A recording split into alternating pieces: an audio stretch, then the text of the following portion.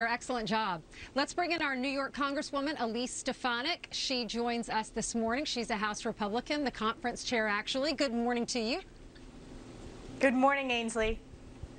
Good morning. So what is your reaction to what Steve was saying? He basically blamed everything on COVID or the Republicans. He said sometimes he talks to Republicans, they're at least five, that have stopped him and said that they support him. They can't say it out loud because they want to win their primaries. If you missed that, listen to this soundbite and we'll get your reaction on the other side. I had 5 Republican senators talk to me, bump into me, quote unquote, or sit with me, who've told me that they agree with whatever I'm talking about for them to do. But Joe, if I do it, I'm going to defeat it in a primary. I did not anticipate that there'd be such a stalwart effort to make sure that the most important thing was that President Biden didn't get anything done. Think about this. What are Republicans for? What are they for? Name me one thing they're for. First of all, do you believe him? Is that true that 5 Republicans did that? And what are Republicans for, in your opinion?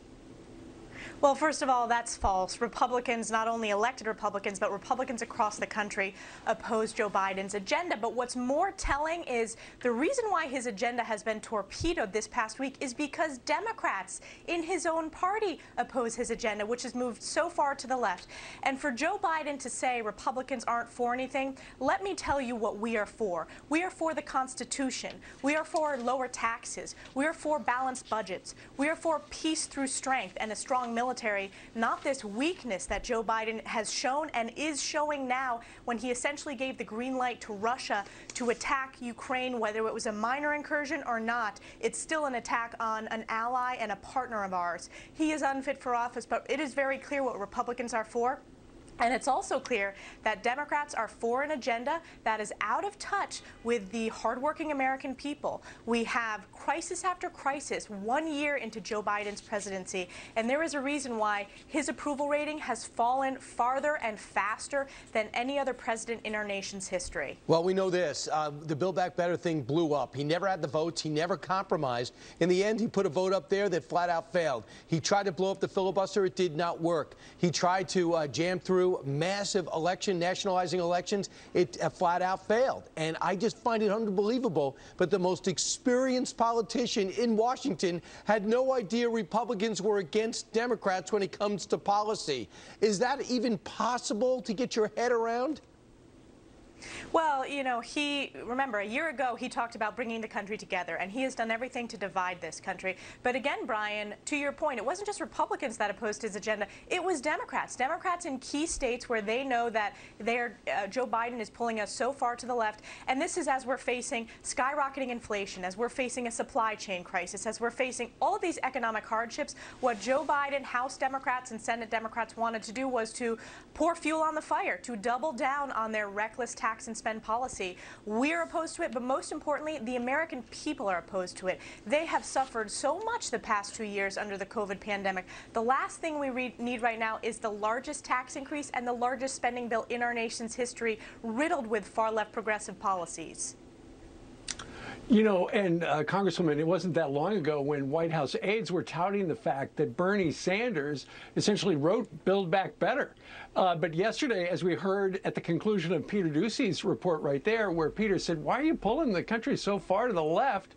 And he said, I'm not. I'm no Bernie Sanders. And the lead of a playbook right now is Biden breaks up with Bernie, which, you know, given the dynamics of the Democrats right now, that's probably not good for the current president.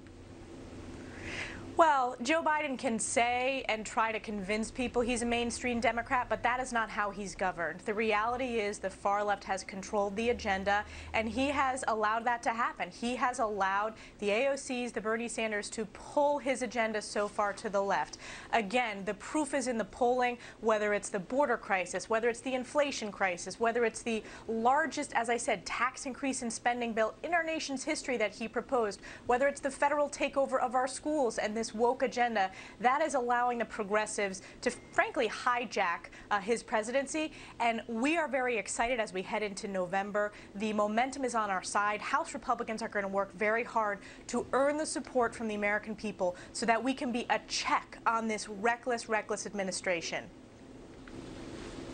You wrote an op-ed for FoxNews.com, and the headline is Biden Dems Disastrous First Year, Americans Suffering and They Want Change. And you write about you can't imagine how Biden and Pelosi and Democrats could have performed worse in their first year. But he said yesterday that he has didn't overpromise and he outperformed in the first year. What do you say to that? Well, I agree actually with President Trump, who said he outperformed how bad it can actually get. It's amazing how quickly things unraveled. It's been a disaster this past year. Look at the skyrocketing crime rates across the country, the number of homicides that have gone through the roof. In my own home state of New York, we see crime rates, let alone what's happening in New York City, which is an absolute disaster. We see that in Portland, we see that in Minneapolis and elsewhere in this country, in parts of California. This is part of Joe Biden's agenda. We see the inflation, we see the labor shortages, we see the unconstitutional mandates. So the list goes on. It's really crisis after crisis. And when I took over this job as the House Republican Conference Chair, I'll never forget, the New York Times said to me, well, you're talking about so many crises. Isn't that hard for the American people to understand? No, it's not hard for the American people to understand because they feel those crises every single day. And you can't create more crises. I mean, look at what's happening with another national security crisis. We are on the precipice. Inflation is higher than it has ever been in my lifetime. The American people deserve better, and House Republicans will make sure that we earn the support, as I said, to win back the House this November. Well, a lot of pressure is going to be on your shoulders as part of leadership now, while having a young family. Congresswoman, thanks so much. Thank you. All right.